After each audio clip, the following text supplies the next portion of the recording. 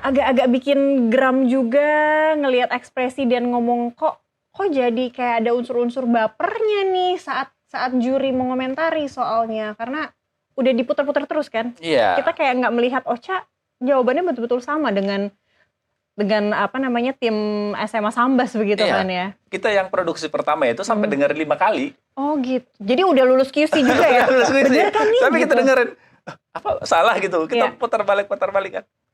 Ternyata memang benar sama Memang gitu. benar sama ya. Tidak menyebutkan DPR loh, tapi memang Dewan Timbangan Daerah begitu ya. DPD, Dewan Perwakilan Daerah begitu ya. Benar. Ada statement yang disampaikan oleh Prof. Reynald juga ini menarik. Kita lihat ya. VT-nya yang akan ditampilkan di belakang ini. Ketika terjadi lomba 4 pilar cerdas cermat itu, juri harusnya tidak mempertahankan wibawa, tetapi menjaga ketelitian dan bijaksana mendengarkan. Putar ulang, bukankah harusnya seorang MC juga ngomong, ada yang punya nggak rekamannya? Atau juri yang lain mengatakan kita putar rekamannya untuk membuktikan kamu benar atau salah. Di situ kelihatan sekali MC juga mendiamkan, lalu kemudian juri lain justru memperkuat wibawa juri dengan mengatakan artikulasi harus jelas. Netizen dan saya sendiri merasa cukup jelas kok itu. Apa yang terjadi ya dengan masyarakat kita? Kok semakin hari semakin banyak nih orang hanya ingin mempertahankan wibawanya. Seakan-akan sesuatu yang salah tidak bisa dikoreksi. Gak bener dong. Pendidikan tidak seperti itu. Karena ketelitian itu adalah ilmu. Tetapi kemampuan mengkoreksi itu adalah kebijaksanaan. Ketika menjadi pemimpin harus bijaksana, tidak pula juga kita salah. Juri tidak mendengar, keputusan juri adalah final dan mengikat. kan arogan sekali. Kan gitu. Justru di sini yang menunjukkan kalau rakyat Indonesia yang demokratis nggak suka gaya-gaya otoriter seperti ini. Disitulah kenapa rakyat itu bersatu menghujat pola yang seperti ini. Akhirnya MPR mendengarkan dan berupaya memperbaiki kan, walaupun final ulang ini ditolak oleh SMA Negeri 1 dan itu juga satu hal yang elegan sekali di era yang orang itu sangat pragmatis selalu mengejar prestasi dengan berbagai macam cara. Justru mereka mengatakan sesuai dengan apa yang sudah ditentukan, yang menang adalah SMA Negeri 1 Sambas, biarkan mereka maju. Itu tidak mudah dilakukan. Jadi saya sangat hormat.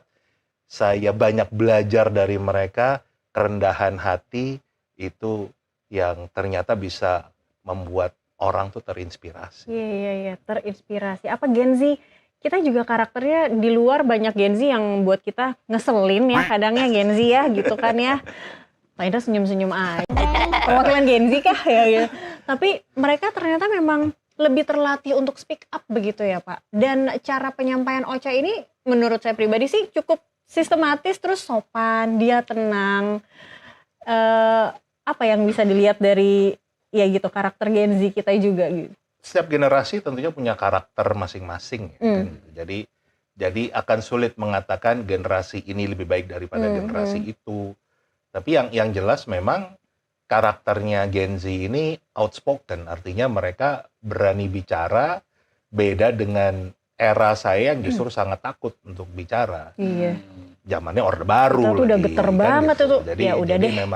memang eranya era yang penuh ketakutan. Nah, masa era yang sekarang ini harus kita hidup dalam ketakutan, kan harusnya enggak ya. Kan gitu. Makanya kita kembali nih ditunjukkan oleh anak kita nih.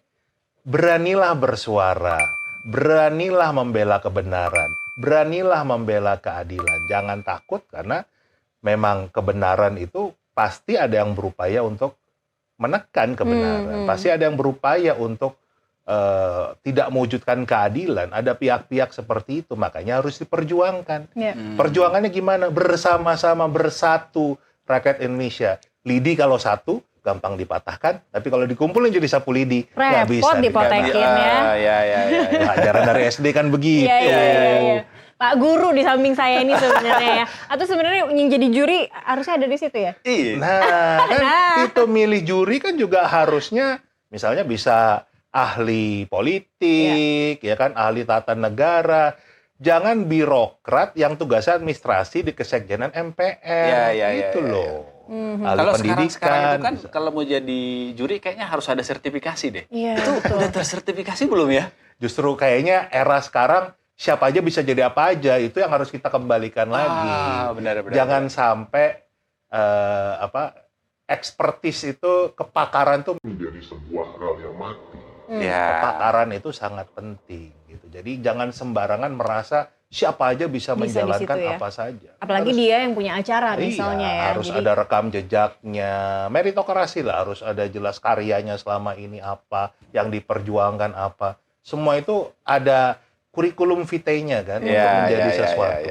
Jadi jangan tiba-tiba karena kedekatan, karena nepotisme. Ini kedekatan karena maksudnya ini. siapa ini?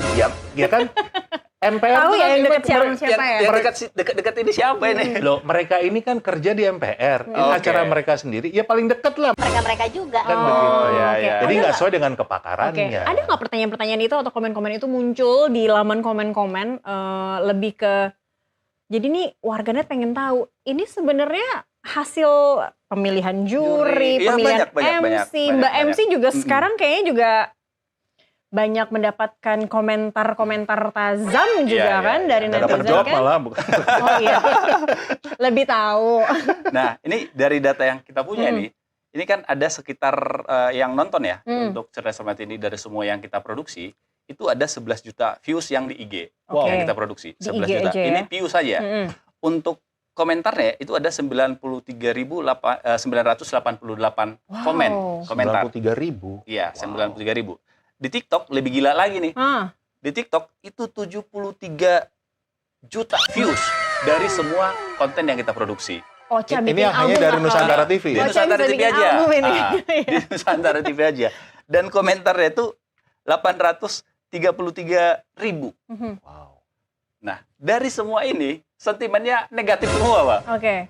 Negatif semua. Ada pengelompokan nggak, Bang Roy? Ke ada yang mengarah khusus ke jurinya, Nah. ke juri yang perempuannya atau ke MC-nya atau gimana? Paling banyak Mhm. ya ke artikulasi. Oke. Ke Makanya makin banyak artikulasi. disebut Ke juri artikulasi maksudnya. Artikulasi, Oh, ya. Oke. karena juri artikulasi itu kan viral juga lagi. Iya. Ada semacam jawaban katanya dari Iya, karena itu. ada- Nah, makin di roasting tuh sama netizen gitu. Jadi semuanya tuh negatif. Negatif semua. Berarti nggak ada budget buat buzzer berarti.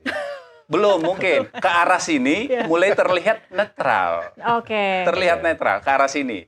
Setelah dipanggil ke Jakarta. Oh, itu baru ada netral. Jadi ya paling tidak upaya yang dilakukan oleh Wapres dan Ketua Komisi 2 DPR RI berbuah lah. Walaupun tidak sebanyak yang menghujat ya. Oke. Gitu. Reaksi-reaksi seperti itu dan apa yang mesti ditimpali kepada adik-adik kita ini, karena kan mereka juga meskipun mereka speak up tapi kena mental juga sebenarnya gitu loh, Pak Indra. Pastinya lah.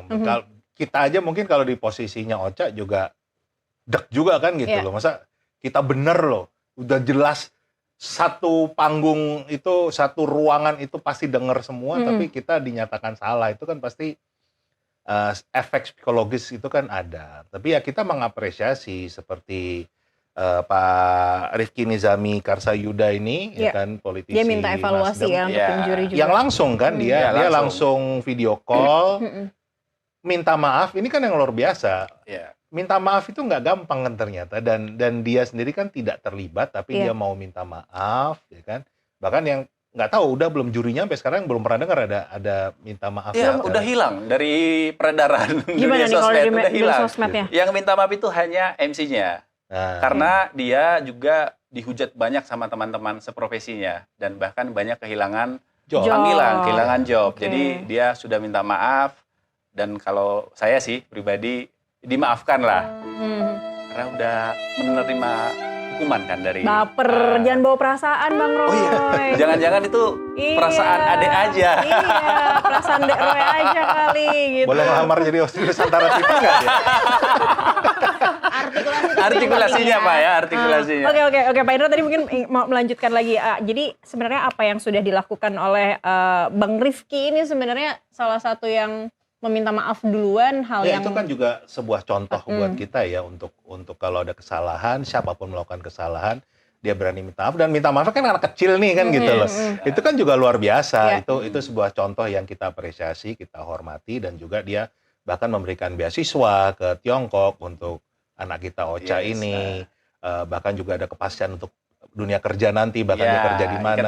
ikatan kerja. Jadi udah luar biasa, kita apresiasi, dan dengan langkah beliau kan pimpinan MPR kemudian mengambil langkah untuk menonaktifkan para Ya. juri artikulasi lagi nih. Iya. Latihan. coba ya, kan sudah dikatakan yang paling utama itu artikulasi. ya.